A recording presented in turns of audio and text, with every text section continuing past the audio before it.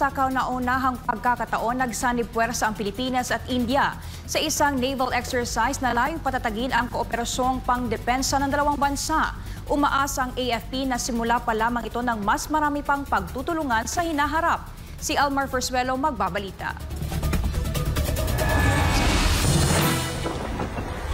Sa isang makasaysayang inisyatiba na layong patatagin ang kooperasyong pangdepensa at pangseguridad sa rehiyon, magkatuwang na isinagawa ng Armed Forces of the Philippines o AFP at ng Indian Navy ang kauna-unahang Bilateral Maritime Cooperative Activity o MCA noong Agosto 3 hanggang 4 taong kasalukuyan.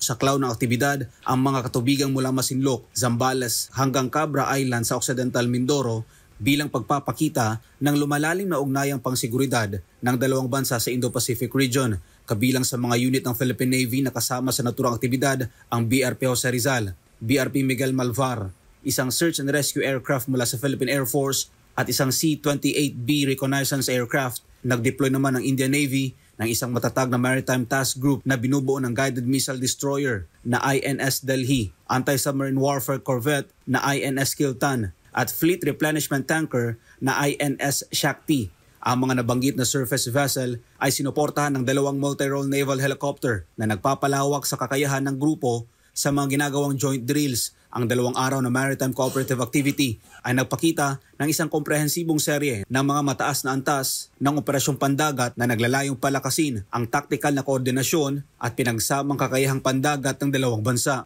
Kabilang sa mga pangunahing pagsasanay na isinagawa ay ang rendezvous operations, communication checks, air defense exercises, at maneuvering drills na may kasamang photo exercise o Photo X. Ayon kay AFP Chief of Staff General Romeo Browner Jr., naging magandaan niyang resulta ng naturang pagsasanay. Binigyan din ito na naabot ng AFP ang kanilang mga layunin para sa pagsasanay sa unang beses sa kasaysayan na magkasama ang dalawang puwersa at umaasa ang opisyal na magkakaroon pa ng mga susunod na pagsasanay. Ang pagsasagawa ng unang bilateral maritime exercise ay nagpapakita ng kahandaan ng Pilipinas at India na magtulungan sa pagsusulong ng maritime security at pagpapanatili ng mapayapa at ligtas na rehiyon. Nagsisilbi rin itong pundasyon para sa mga susunod pang pagsasanay at kooperasyon. Para sa Diyos sa Pilipinas, Almar Forzuelo, SMNI News.